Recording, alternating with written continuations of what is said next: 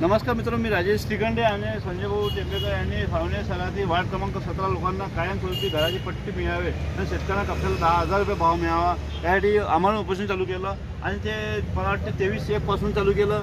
आजची तारीख आहे 25. कंटिन्यू 3 दिवस झाले आणि आज शासन हे आले आणि शासनाने मागण्या काही अटी पास केल्या आहे आणि लेखी लिहून दिला आहे. आता आपण त्याच्यावर बोलूया काय केलं काय नाही. मी नव्हतो त्यावेळेस, त्यामुळे मला माहीत नाही काय बोलू.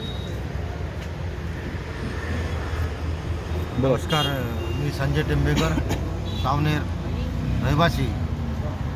दिनांक 23 तारखेपासून आम्ही आमरण उपोषण सुरू केलं होतं. आमच्या प्रमुख मागण्या 2 होत्या की वार्ड नंबर 17 येथील रहिवाशांना कायमस्वरूपी पट्टे मिळावे. त्याच्या मागचं कारण असं की 50 वर्षापासून ती लोक राहतात आणि अत्यंत गोरगरीब आहेत, मागासवर्गीय आहे.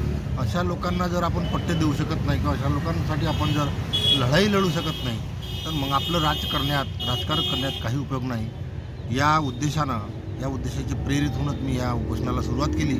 दुसरा मुद्दा असा की शेतकऱ्यांना कमीत कमी कापसाला 10,000 रुपये भाव मिळावा, कारण की लागत मूल्यापेक्षाही कमी भाव मिळतो आहे. म्हणून शासनाला कुठंतरी या बाबतीची दखल घेण्यास भाग पाडावं म्हणून आम्ही हे आंदोलन सुरू केलेलं होतं.